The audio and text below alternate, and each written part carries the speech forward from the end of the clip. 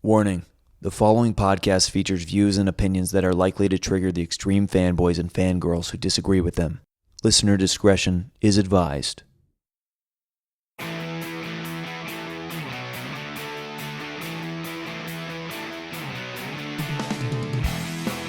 And we're back.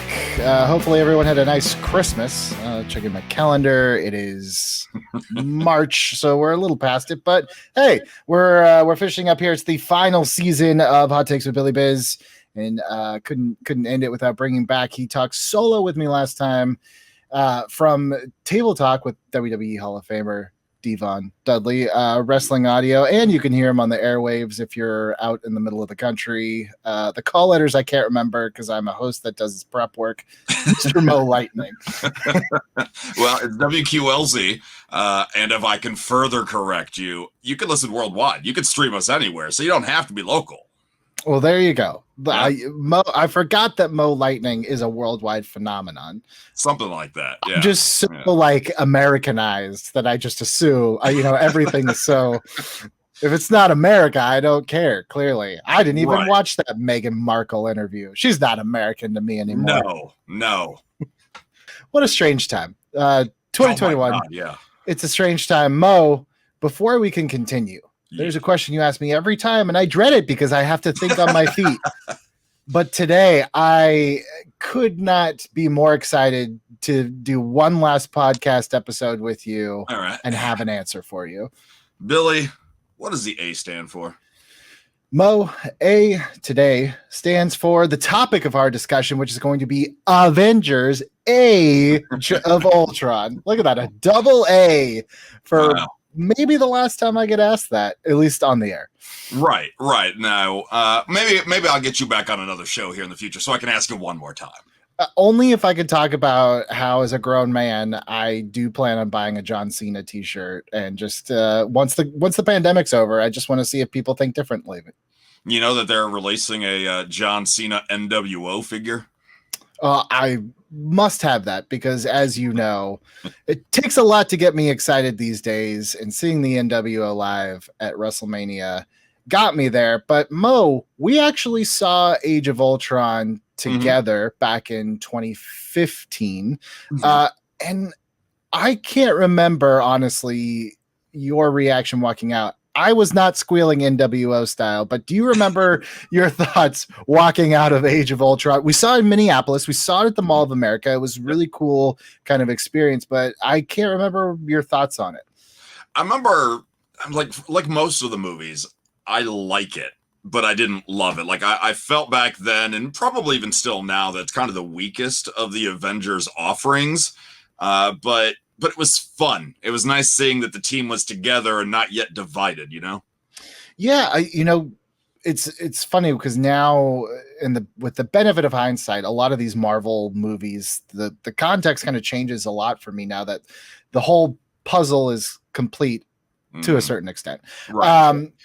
But this is the only movie where they're like start to finish a team. It's the only Avengers movie where, by the end, they're not ripped apart. Sure, some people are added, some people are subtracted, but for the most part, this is just a solid Avengers episode. I want to go back in time just a little bit because, actually, you know what? Disclaimer, before we get into any of this stuff, I hate that, again, another episode I have to do this, but we have to address the elephant in the room. As of this recording, a lot of allegations of some very bad behavior by director Joss Whedon coming out. Not necessarily for this film in particular, but definitely some of his other projects. A lot of those accusations are corroborated by different cast members. Yeah.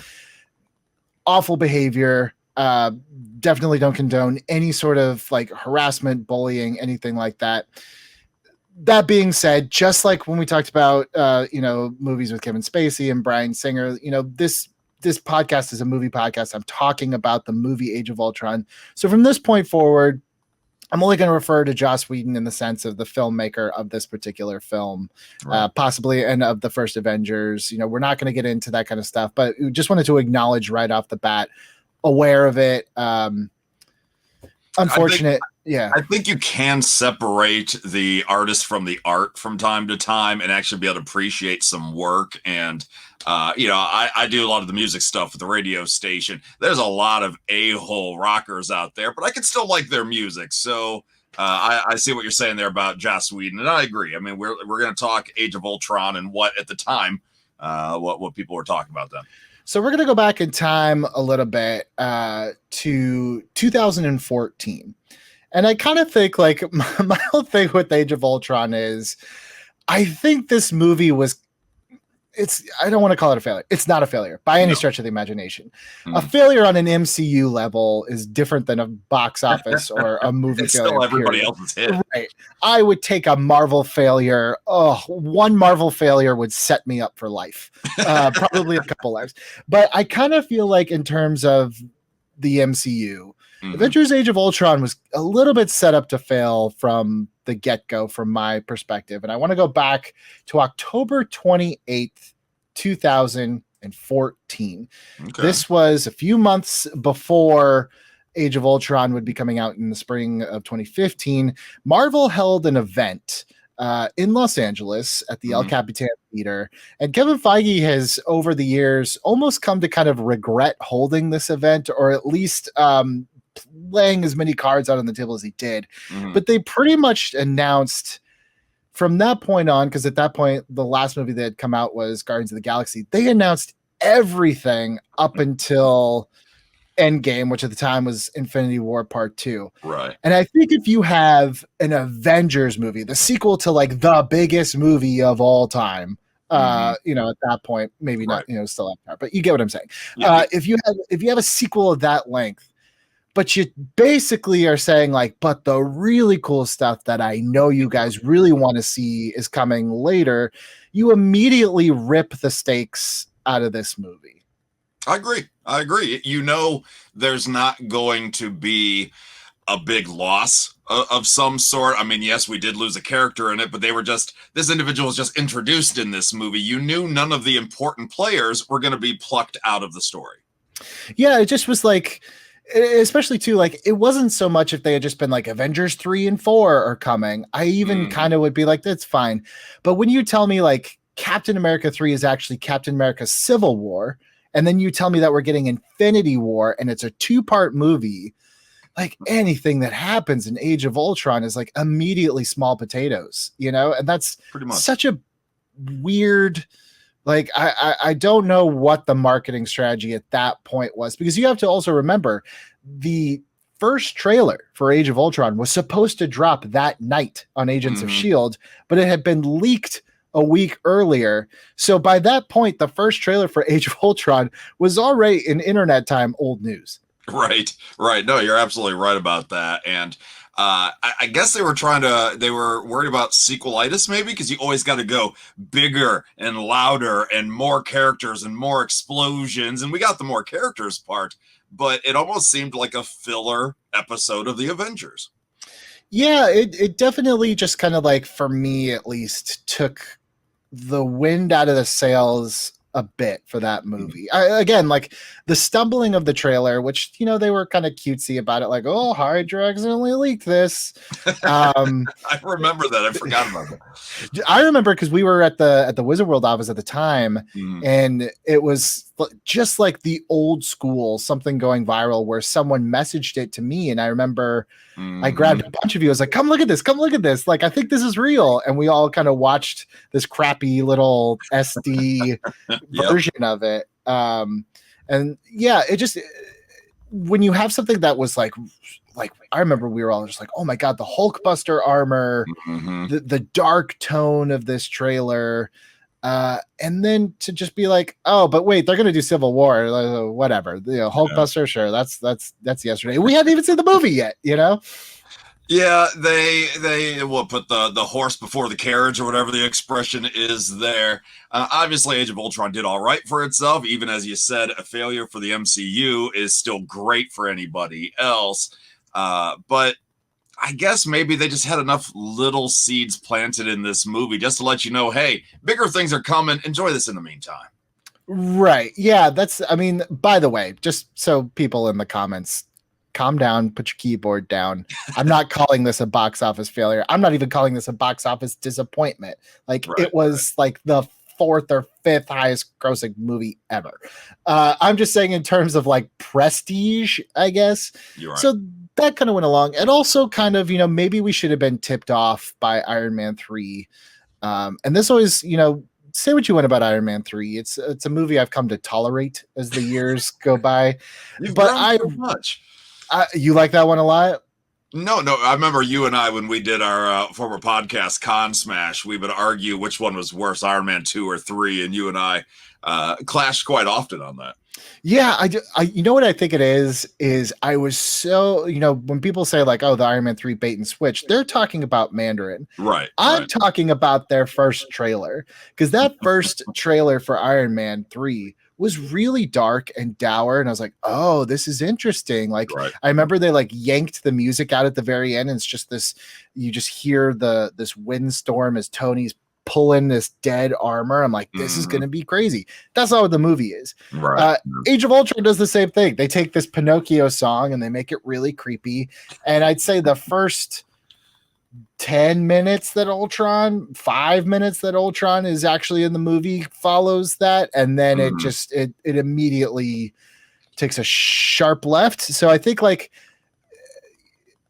the trailer kind of set me up to think that Age of Ultron was going to be a little different. So when I saw it the first time, I was kind of like, like okay. Like I think I was expecting to be a little bit more gobsmacked like I was for the first Avengers, which is impossible to do because that first Avengers had nothing like that had ever happened before. So the sequel was almost, again, like I said, doomed to kind of be a disappointment in the sense like you're never going to feel the way you did the first time.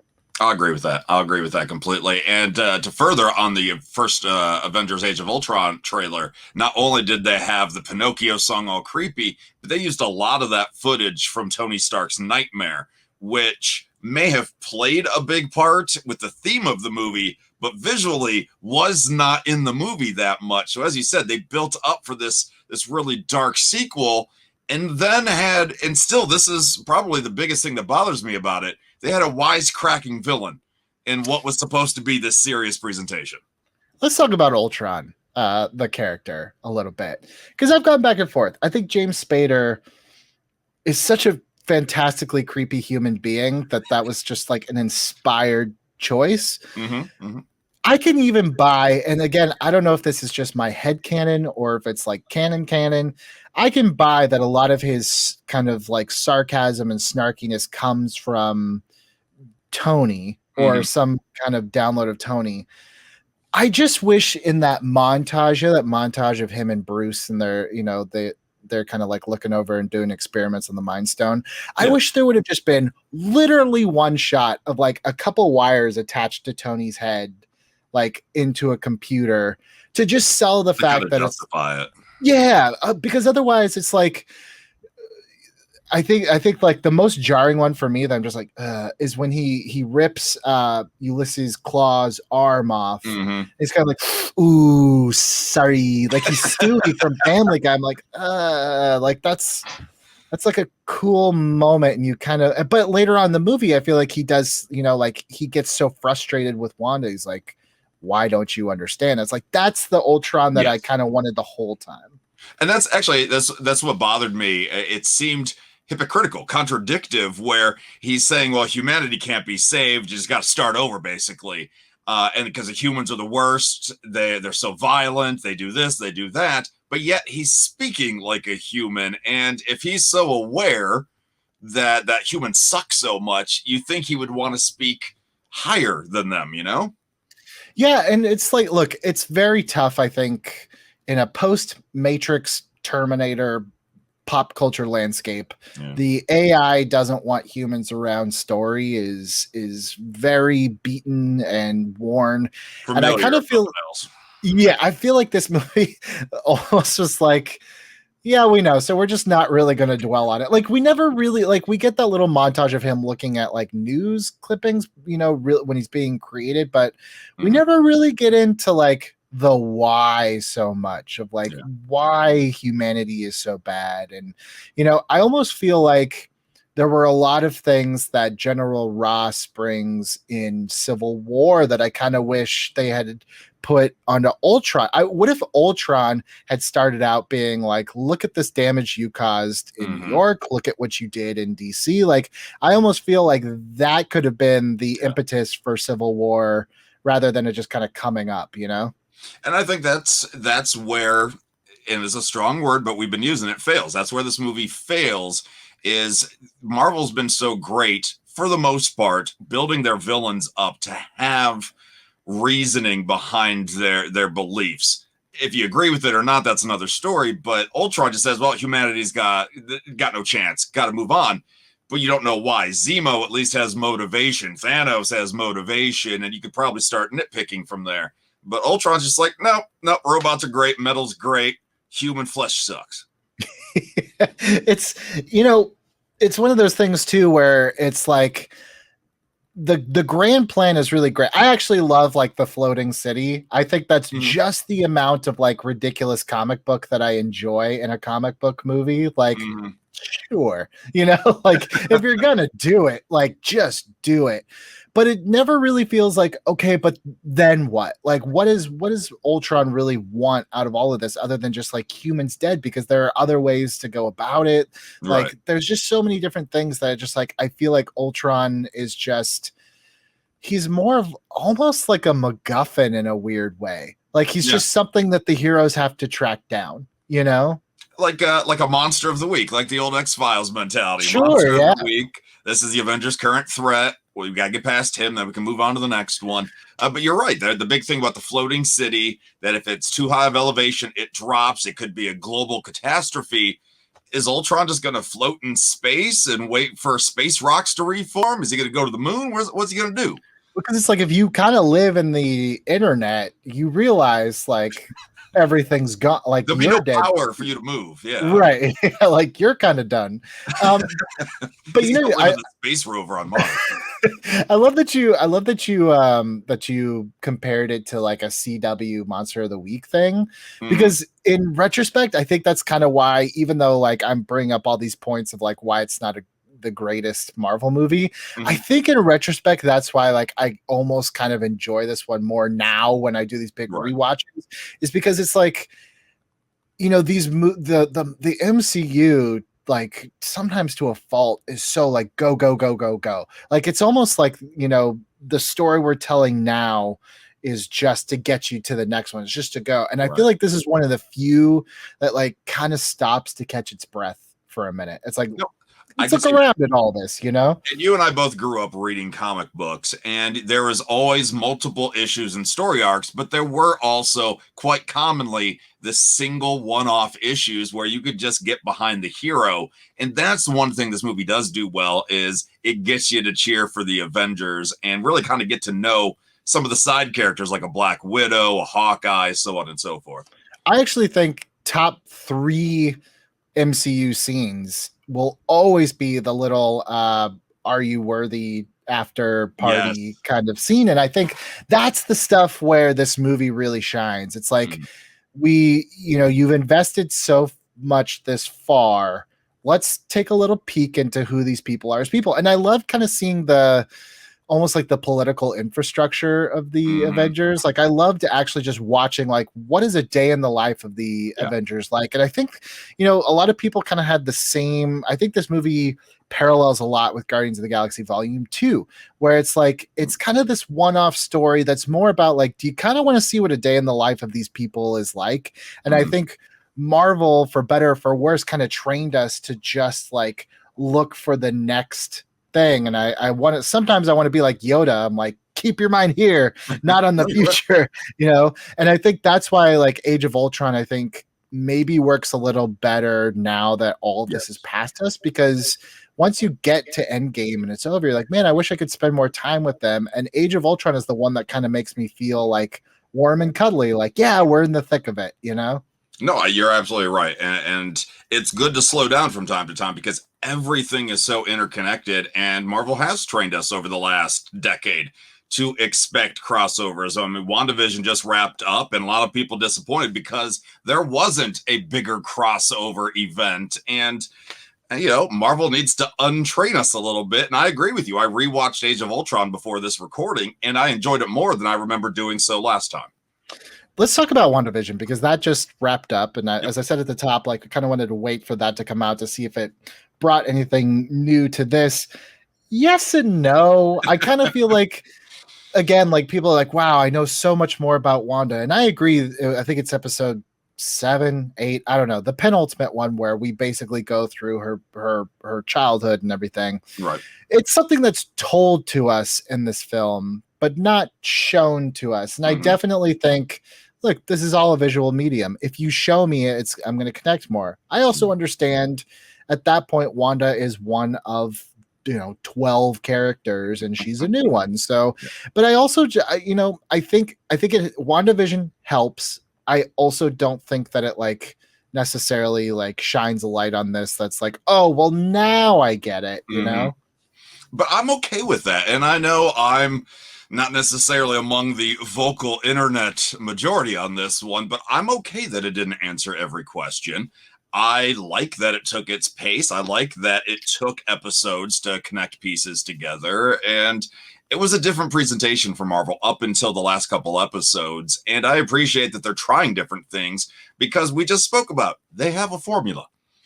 They have a formula. And I think, go back to, if you can, to the old Con Smash archives, because I feel like the first time I said it was on that show, where I was 2015 to me kind of was the first year with this and Ant-Man where I kind of felt like I was seeing through the formula. It wasn't, the movie magic was wearing off, and I was kind of okay, there's that beat. Okay, there's that thing. And I feel like almost immediately, something tells me that they felt it too. Because the next year is when we got Doctor Strange and, Thor Ragnarok was on the horizon. Things started to kind of turn around a little bit. There was more creative chances after that.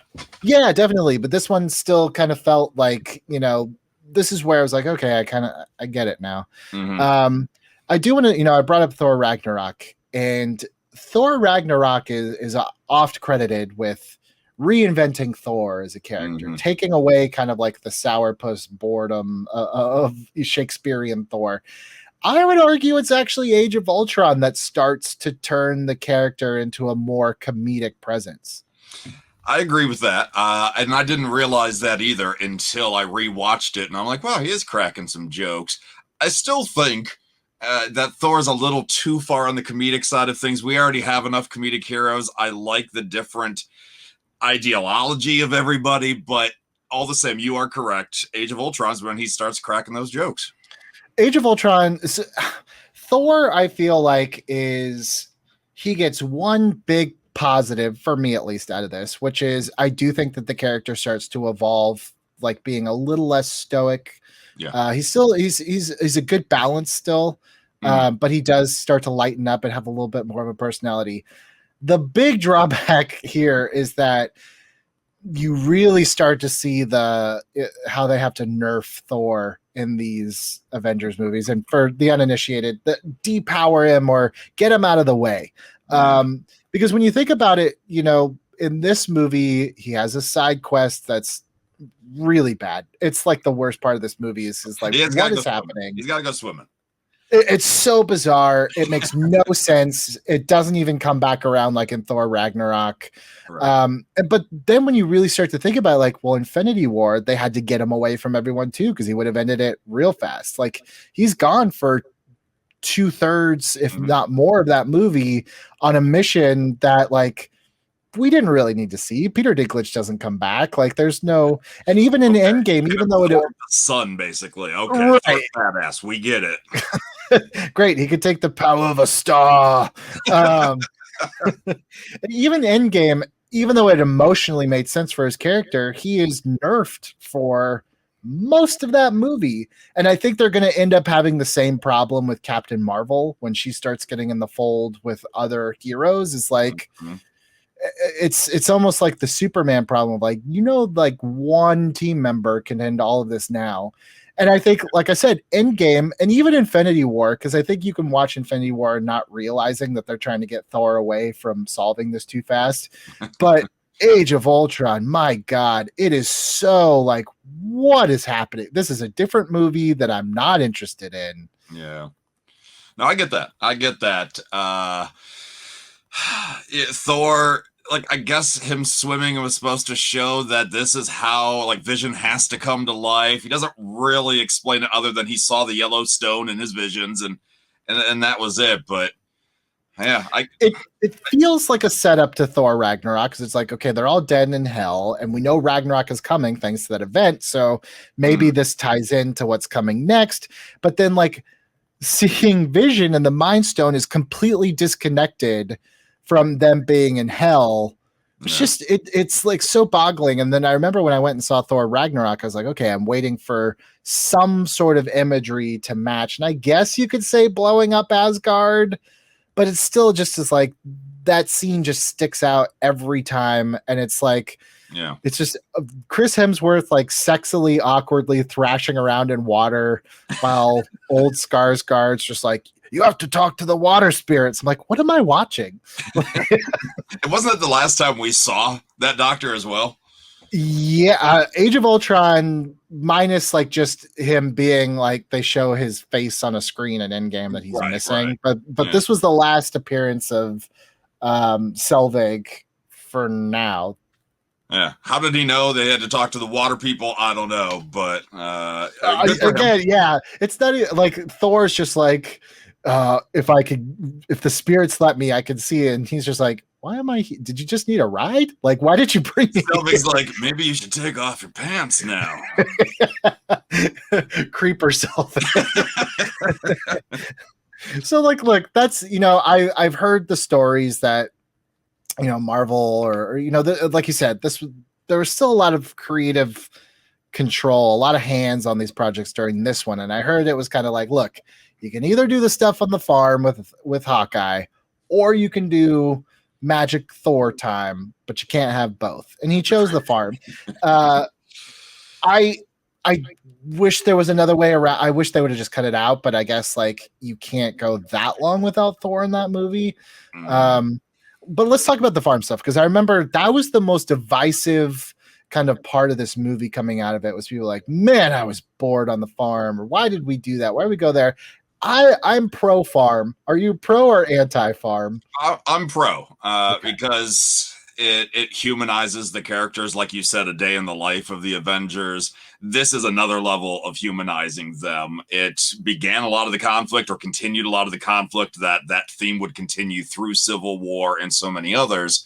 But I liked it. And I liked the little line in there that Hawkeye might be the most important one because he's the one that's helping the gods.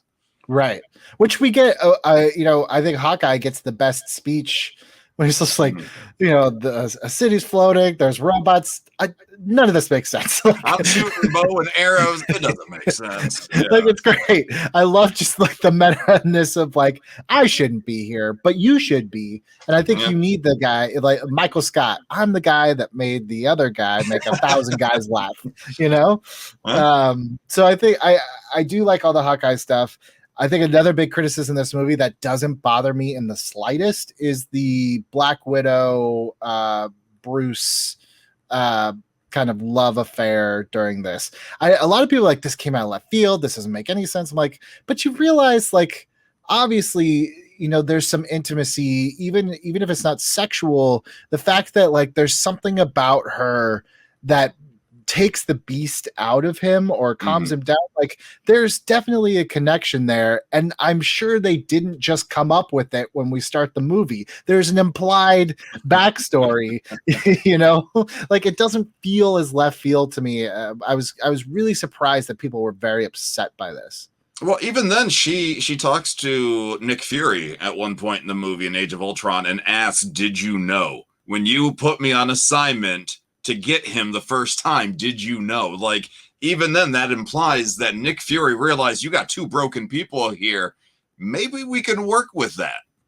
Yeah, and I guess you could maybe make a case that it's a little bit of like battered wife syndrome, since she's like absolutely terrified of the Hulk in that first Avengers movie.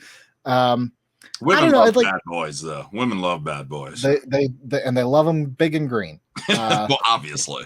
The Jolly Green Giant has just been Says the Max guy Daddy. who once painted himself green and could not remove the green. This is true.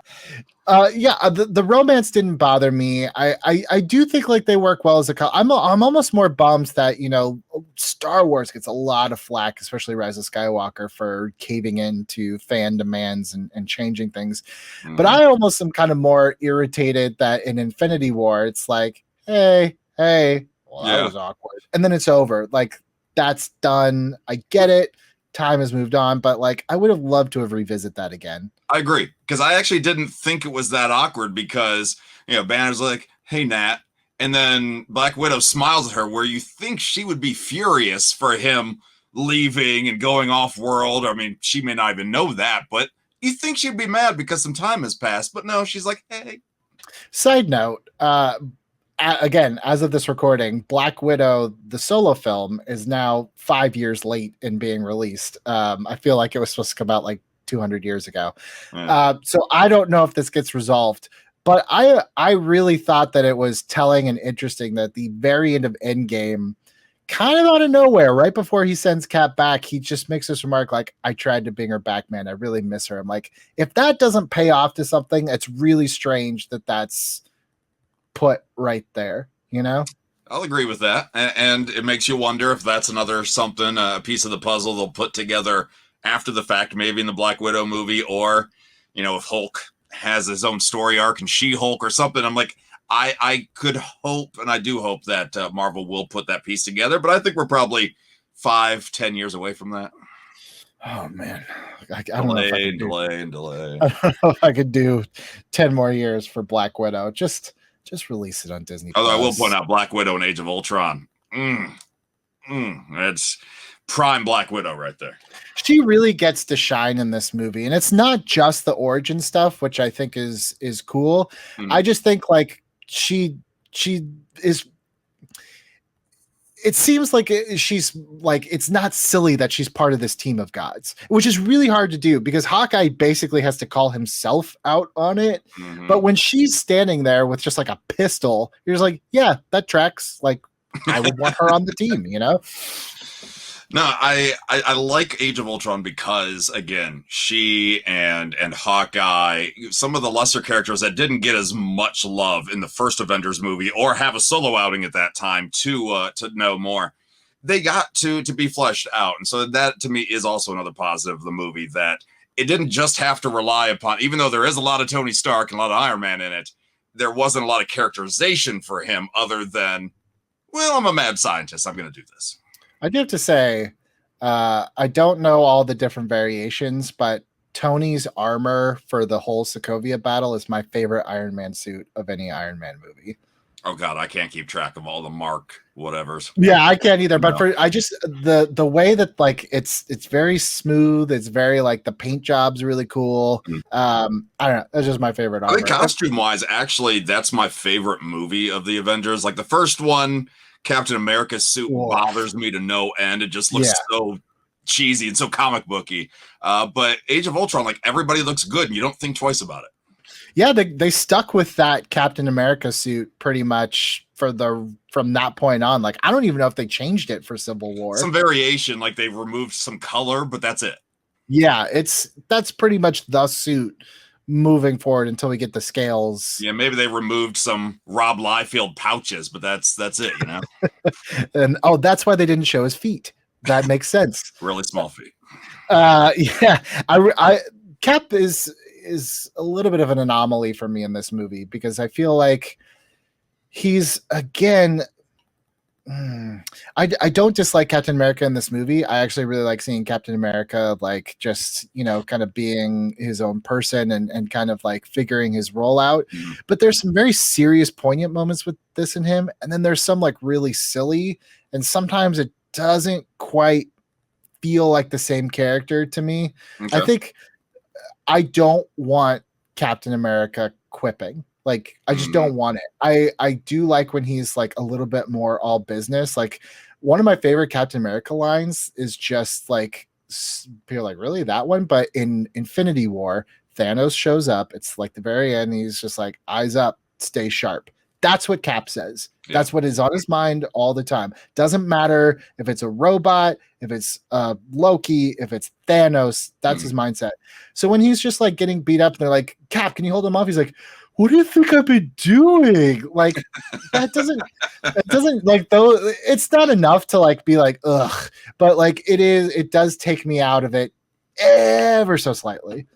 Yeah, in the leadership role, you think he'd be like, I don't know, say something a bit more stoic. The movies get all of his speeches right. I mean, he's very good at the motivational speeches. Like Age of Ultron, he starts doing it, and I don't even realize he's doing it because it's so natural for him to do that. But you're right. He should be the strategist that is eye on the prize, focused. And that's what I was saying before about Thor, about him being another wisecracking guy, when we already have Iron Man who wisecracks, and then Ant-Man who wisecracks, and Star-Lord who wisecracks, and the list keeps going on. Spider-Man, obviously, I'm like, it just keeps going. So I like the idea that Thor's a loose cannon. I know Hulk's a loose cannon too, but like Captain America's the guy that should be bringing them together. He's the one with the vision, but in this one, more jokes. Is this the one where he's just like, what'd you say? You didn't finish. And I'm just like, oh, cut that line. Cut that The line. language line's funny though. I did like that, you know. I can't stand it for the reading of it. It just no. That should have been someone else's. He's old school. Like that was, to me, the language line was the last bit of 1920s, 1930s Captain America right there. Because back then that was a big deal to say that stuff. Now, no biggie, but like that was it. Like from there, they never looked back other than Haley Atwell's character. That's it. Right. Look, I just want I like my Cap. I like my Cap like I like my coffee, strong and serious and bold. That's all. Okay. All right. So it's just like the other.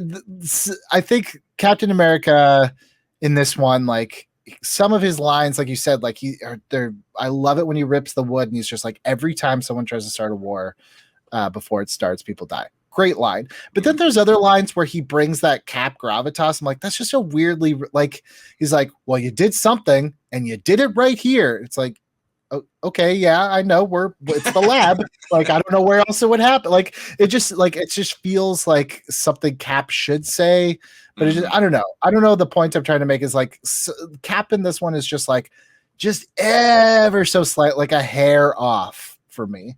It makes you wonder when they're writing this or directing this, if you have to worry about ego of some of these stars. So like one guy can't have too many good lines compared to other characters. So they're like, you know what, Captain America, we're going to pull you in a little bit. We're going to give you this line, take things down a notch.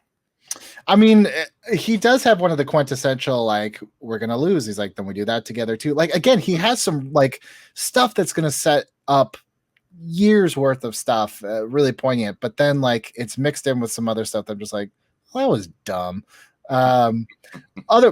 Another side note, this is just like the weird film like script soup thing in me. I'm 99.9% positive that the scene after Ultron kind of like is created and crashes their party, and then they kind of regroup in the lab. Yeah. I'm 99.9% positive that that's a reshoot, because it's the only scene in the movie where Thor has long sleeves, and it really bothers me. Yeah, I hadn't even noticed. Now I want to rewatch it. It's the only scene, and because I kept thinking like, okay, I personally like that armor the best. It's a little bit more current Thor costume. It's the only scene he wears there. I'm like, he must have been shooting something else, and they came in, and that was just the one they had on hand. I just find it strange. No, you may be onto something. I had weird observation that has no bearing on the film whatsoever. I hate the film. They can't keep Thor in continuity. I'm done with it. Well, it's just like, I think they did such a cool job in the first Avengers movie where he's sleeveless the whole time, but when he puts his hammer up and the armor comes on, like, oh, he means business. It's like when the wrestler unhooks their singlet and you're like, oh, someone's going to get it now. Kurt Angle's ankle locks coming in. Right. But Thor just, I don't know, maybe he just was cold. Maybe it was just a cold New York night. He had been drinking. He had to sober up real quickly. Maybe he needed to sweat it out. Yeah, this is true. It could just be All of them sobered up very quickly, by the way. He did. Well, I mean, he did drink like 10, what is it, like 50,000-year-old ale from. Yeah, this has been aging for 1,000 years. Yes. And then Stanley's like, all right, come on, give it up. Excelsior. It's fine. Do we want to talk about Quicksilver? I mean, we should probably talk about Quicksilver. We're going to talk about Quicksilver. I think he's absolutely fine. You know, like, I think at that point it was just so jarring to have two Quicksilvers come out within like 1 year of each other, and they're radically different. And Evan Peters at that point, we had only seen Days of Future Past, and his was so beloved in that short amount of time that this one just kind of felt like, okay, I guess it's the same character. To me, it's just like another character that runs fast. I had no, like, I was not one bit upset when he died. He's just there, you know? I appreciate the fact that it was a hero that died, I guess, because normally Marvel likes to kill off their villains and then maybe bring them back sometime in the future. But the heroes they don't touch, so this is unique. But when you compare the two, obviously Evan Peters' Quicksilver in X-Men that scene was outstanding. It's going to be hard to top that in any superhero film with a speedster of some sort. But the Quicksilver in Age of Ultron was actually, in my opinion, closer to the comics, where he was very arrogant, very cocky. He didn't have much respect for anybody outside of family. So I liked him in those regards, and I appreciate at least Marvel and Fox trying to differ the same character they had the shared rights to, but whoever got there second was going to lose. Yeah, and I do think that it does hurt that he exits the franchise after one. I understand it. He just seems like he solely exists to kind of like push Wanda further, which is fine. Like, God only knows that trope has been used the other way around way too long, right? You know, in other media. But that doesn't mean, like, that doesn't make him a strong character. Right. Like, I still, you know, I think if anything, you know, we were talking about how does WandaVision kind of round out Age of Ultron. If anything, like, at least I kind of like understand, you know, seeing a little boy, Pietro, you know, like I think that was like one of the first times I heard his name was in WandaVision. Like, then maybe they say it once, which by that reminds me, second favorite Marvel line ever is in Age of Ultron. It was like, I'm going to say this once. How about nunts? For some reason, kills me every single time that I hear it. They get you on the small ones. Do you think having this Quicksilver of the MCU in WandaVision would have justified the character more? Are you okay with him not being included? At this point, I don't think Quicksilver adds anything. I think that was the thing too. It's like, you know, with Wanda, you got the story of like she's this immigrant that has been, you know, like basically mistreated, and you understand why she doesn't like Tony. And then she kind of joins the team, and she goes through her journey of like, who am I, and, you know, on this team. And I kind of feel like Pietro probably would go through the same thing. Like, I feel like you kind of accomplish everything you need to with just her, and his death kind of, you know, I do wish that maybe it had come back around. You know, she got dusted in Endgame, but it would have been cool if she didn't, and they had gone somewhere where she could have seen him one more time. But again, that's just fan service, you know? And that was the thing. One of the items that bothered me, I didn't lose any sleep over it, but that bothered me about Endgame is that she's talking with Hawkeye at the end, and if only there was a way to let him know it was worth it. And, you know, Jeremy Renner's character is like, he knows. You think that she would be mourning Vision and Quicksilver there, you know, after all was said and done. And going back to WandaVision, Hawkeye was such an integral part of her characterization in these movies, but had zero to do with WandaVision, and not even a mention, which I found just to be, I don't know, odd. Well, I think the biggest kind of like problem or leap of logic for me when it comes to Pietro's death and the way she handles it is, you know, she blames Tony for that missile, and the Avengers are bad, essentially. And, you know, she joins the fight with the Avengers, but when her brother dies, it's strange to me that she's just like, well, now I definitely have to sign up for this team. I would think that she would be like, I helped you guys this time because it was the right thing to do, but you guys are dangerous. Again, another entryway that you could have done into Civil War, which was, it would make more sense why she would be on the side. She would probably be on the other side. I don't know what side she'd be on. That would be more interesting to me, honestly, because she would not be with Tony. She wouldn't like Tony, but she would agree with what Tony agreed with, which is like, we have to register these people. We have to have some control over them. That could have been really interesting for her. They don't do that. And again, like, I kind of feel like you can't judge a lot of these things based on what they didn't do. On what you wish they would have done. But yeah. I do think it is strange that she shows up at the end, like, new costume, new hairdo. I got my hair done, check my nails. Baby, I'm Avenger. I think it's strange that she just shows up and she's just like, yeah, I'm going to sign up for this. Where it's just like, that really goes against everything that you strongly felt, It was a very quick turnaround in Age of Ultron, where she is able to read before Vision is created, as Ultron starting to move himself into the new synthesoid body or whatever the hell. She could finally read him, and that's when she discovered, the world annihilation. And she's like, "Oh no, we gotta stop him." Didn't mean she have to work with the Avengers or be an Avenger. Just means she is going to stop Ultron, and if working with them, so be it. Okay, but you're right. But she just dives right in, and maybe if they wanted to explain that, Vision kept her there. Like in WandaVision, Vision helped console her with one of the greatest lines in movie and TV history. There, what is grief if not love persevering? I mean, like, what a great line.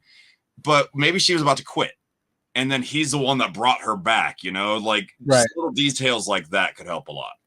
Yeah, there's a lot about Wanda that's like, clearly they think she's an important character in Age of Ultron, but there's a lot of just like half-baked, like when she, even the very beginning of the movie, she kind of gets in Tony's head. She sees that he sees this, but it's like, I still don't understand exactly why she lets them take it. She's like, no, they'll destroy themselves. I'm like, but do you like see the future, or are you that? Like, it seems very strange. Like, are you sure you want to leave it up to just like, he's a really insecure guy? Like, there's a lot of things that I do think WandaVision does kind of like, it doesn't answer the question, but it lets you know, like, well, there's a lot at play that you don't know. And you're like, okay, I guess maybe, there's a lot about herself she doesn't know. And we know that the Mind Stone is a part of her now, at least following the events of Infinity War and Endgame. She says that in WandaVision. That is the Mind Stone. So maybe there is a connection there that she didn't even understand.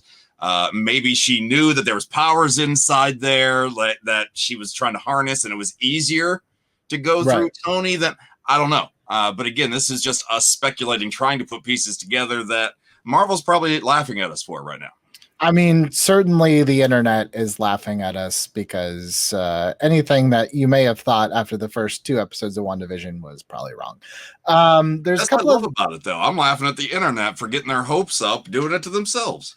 I just don't think that, like, fan theorizing, it's not fun for me in the sense that, like, there's no way to win. Either I'm wrong and I'm disappointed, or I'm right and it's predictable. Right. Yeah.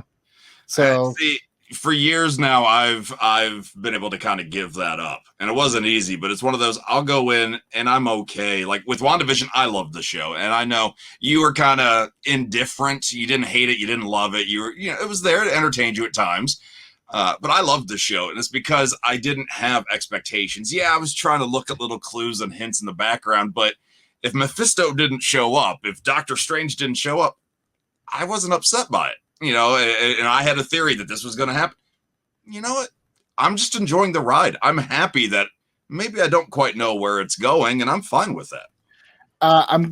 It's almost like you do this professionally, because this brings up one last thing, then we'll kind of get into a little speed round of things that we liked, or just things I don't need to dive into. But one thing that I think, we talked at the very beginning of this about how this movie kind of felt like it was set up to fail. And there was one expectation for this movie that I think everybody was like, just assumed that Thanos was going to be the villain of Avengers 2. And I think at that point, you have to, or, a lot of people grew up with the MCU, a lot of you younger people, and they don't understand that like where we came from, it was like at the end of Batman Begins, if you show me that Joker card, you better bring me Joker in the next movie. There was no like I'm building up to like 6 or 7 movies later. That just wasn't a thing. If you got 3 movies, that was a small miracle.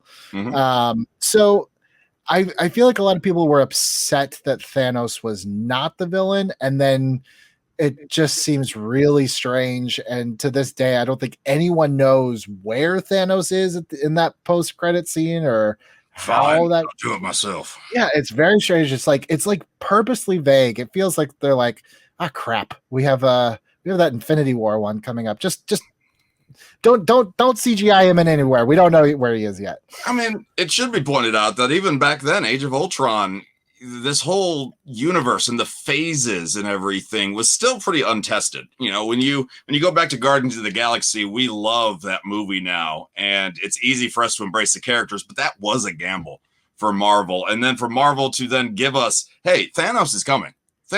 Not yet, but Thanos is coming. And for them to keep pushing off, also a gamble. So, now in hindsight, they knew what they were doing, but no, they were probably scared to death that maybe this won't work out. I mean, even so far as to like, it was interesting that they like kind of shoehorn him into Guardians of the Galaxy. You just expect like, okay, I'm going to see him in the next one. It's like, no, we're not going to do that. Yeah. Again, like you build up this expectation and then you kind of let yourself down for it just not being that movie yet, you know? Mm-hmm. No, I agree. I think easier said than done, I know, but just enjoy the ride. If you want to be able to brag on people that you got it right with your predictions and your analysis, cool. But if you get it wrong, just sit back, enjoy the ride, or create your own cinematic universe. I promise you, no one cares if your fan theory from even like 10 years ago was correct. Literally nobody cares. I promise. I mean, I've been doing a wrestling podcast for 15 years, and the amount of times I've been right is a decent amount, but I never hear anything about that, only when I'm wrong. I mean, yeah, you deserve to be ridiculed when you're wrong. It's true. Yeah. Let's quickly just talk about some other things that maybe we don't have to get super into, but we mentioned it briefly, but I really like the Hulkbuster scene. I think that's really cool. I was glad to finally we were always like, when are we going to get it? Especially after like Iron Man 3, where you're like, you showed me every other suit. They saved it for this one. It was cool. I liked it. Mm-hmm. I like that one as well. The way they introduced, or at least proved, Vision being on their side with him grabbing the hammer, a follow-up to the group letting their guard down. I still crack a huge smile every time I watch that scene because I'm like, that's perfect. That's the best way to do it.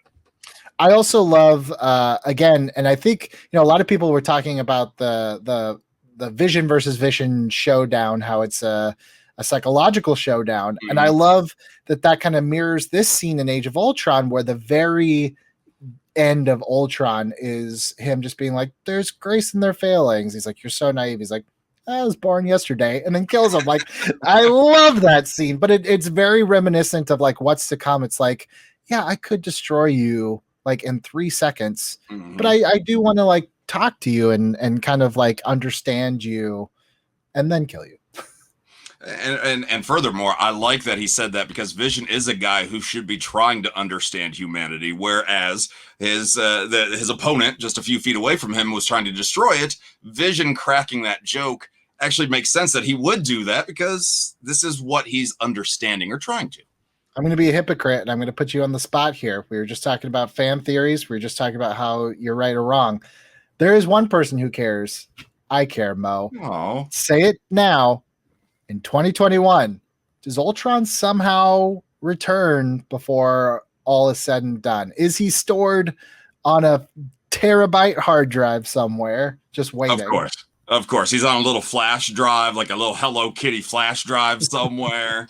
Someone's going to plug him in accidentally, and yeah, he'll be back. There's no way they're not going to use James Spader again. Yeah, I mean, it has to be. I think a lot of people thought that Ultron was going to somehow play into WandaVision. Mm-hmm. I never thought that, but I do think that, yeah, like just like the comic books, look, they did a whole series And the biggest accomplishment was bringing back essentially Vision. Like they brought back one character. They took a whole series to do it. That was great.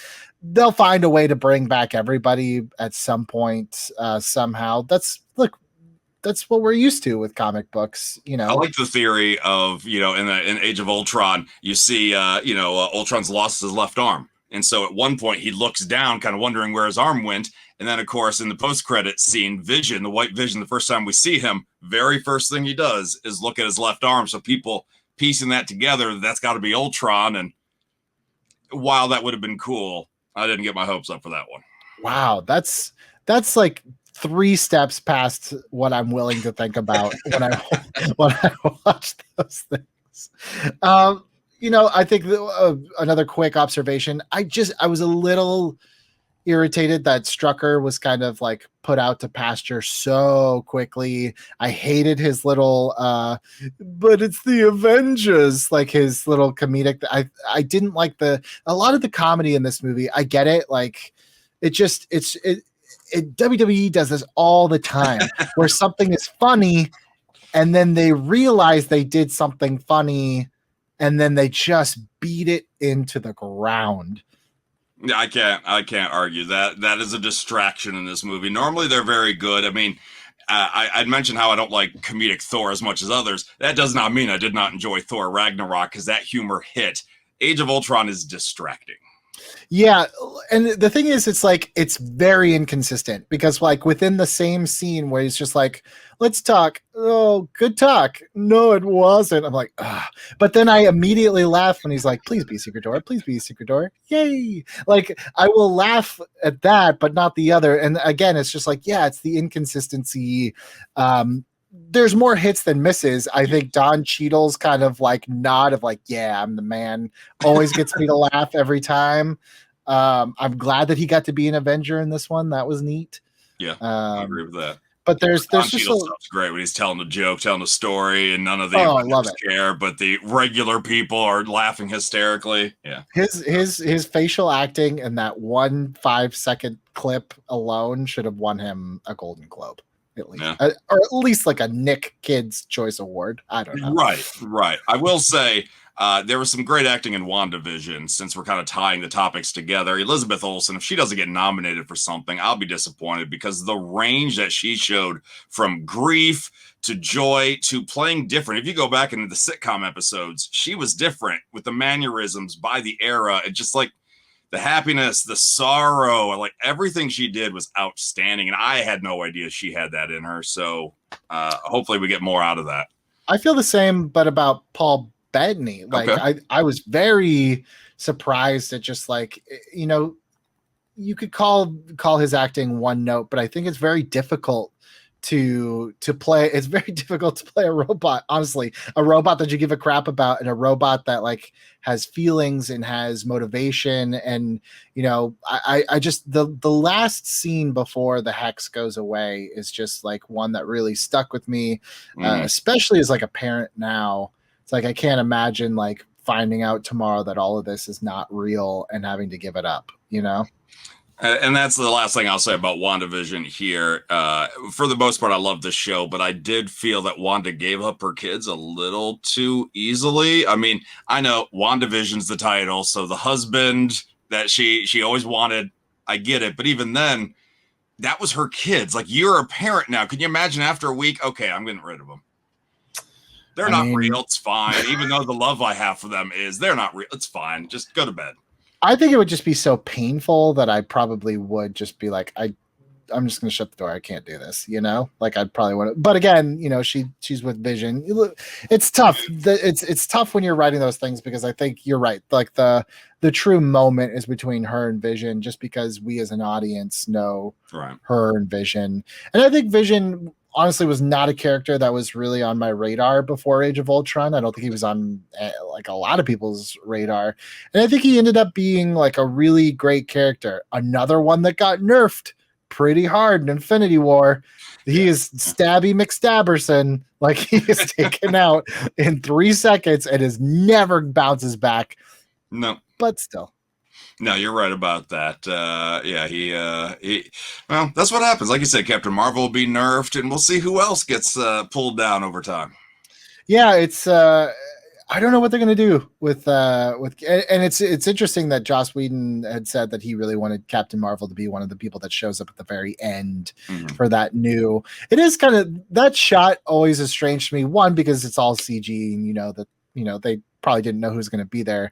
It was supposed to be Captain Marvel and Spider-Man were going to join them, but it does feel a little bit like, all right, let's see our team, and then it's just like all these like B players. You're just like, oh, okay. I mean, ultimately they would end up becoming like heroes that you absolutely love, but at that point you're like, this is the Avengers now, That's what I was thinking when I was watching the NBA All-Star activities this weekend. I'm like, all the people in the dunk contest, who the hell are you? Give me 3-4 years, I may love these players, but right now, who's that for you guys? Yeah, it definitely feels that way. It's like I don't need a heroic shot of Rhodey. Like Avengers. Yeah, that of all the like Marvel tropes, that's the one where I'm just like, I don't know if you needed to wait until Endgame to say it. I think you guys built that up like yourselves, but nope, sure. Well worth it. 8-9 years of wait, my friend. Just to hear Chris Evans say assemble. That was one of those things where I was just like, okay, sure. Why not? But he doesn't like. I wish that he would have been like, Avengers assemble, not like assemble, like to himself, like he has Tourette's or something, or it's voice crack or something. Assemble. And then Tony Stark's like, really? We've been waiting all that time. Really? That was not worth the wait. Thanos just packs up and goes like, all right, come back, fight me when you're done with puberty. Also, last kind of weird observation, if I was very, very rich, I would definitely with personality and heart. If I was rich with earthly wealth, I would definitely want that sculpture over the end credits. I love that statue. That's amazing. Cool. I feel like I should see that Caesar's Palace in Vegas, It's so cool. Like, honestly, anything that this movie does that's kind of lame, like, is almost undone by like, if you just saw that statue, you're like, what's Age of Ultron about? And you just show them the statue, like, that movie's awesome. Like, you haven't even seen anything. I would just keep walking around and around and around, and then eventually whoever's with me is like, all right, we need to go now. But I mean, I do love, they kind of like fake you out. They give you that heroic Avenger shot at the very beginning of the movie. You're like, oh, okay, I guess we got it. But I do love like the round robin, everyone fighting the robots. Like, that's pretty cool. Like, they're robots, so they're just kind of like disposable enemies, but it's still like a cool visual. It's no different than playing video games. I mean, there's always these throwaway villains. I mean, you're used to it. Yeah. What can you do? Great shot though. Marvel has never failed to impress with their group shots. The group shots that's where that's where they shine. Because again, like a lot of these are just comic books come to life. Yeah. And that's really all I need. And I think Age of Ultron as a film maybe stumbles here and there. But as a comic book come to life, I enjoy Age of Ultron. I don't think that it deserves this like, Age of Ultron. Like, I'm not skipping this one if I'm doing a rewatch. I was like that. I was Age of Ultron for a while, and I don't really know why, but after revisiting it, I'm able to appreciate it a lot more. So, and I don't know, maybe it's the characters, maybe it's because we're not going to see that lineup ever again, in that form. But I'm glad I turned the corner on that one. Yeah, you're not waiting for like the next chapter. You already know what comes next, so you get to just kind of reminisce. It's like a really comfortable rerun. That's what Age of Ultron is. It's not going to shake up the status quo too much. It's going to feel like a comic book come to life. And I think in some regards, it's the easiest for me to kind of throw on and rewatch. It's because if I put on the first Avengers or Infinity War, I'm like sucked in and I have to watch. But Age of Ultron's like, I don't have to be too invested, but I love kind of looking over every now and then, be like, oh yeah, I do love that part, And looking at the special effects or the costumes or something, the party scene with the hammer. Yeah, I agree completely. So there we have it. Age of Ultron and a slightly mini side review of WandaVision to boot. Mo Lightning, if people want to feel the lightning, How do they get the lightning?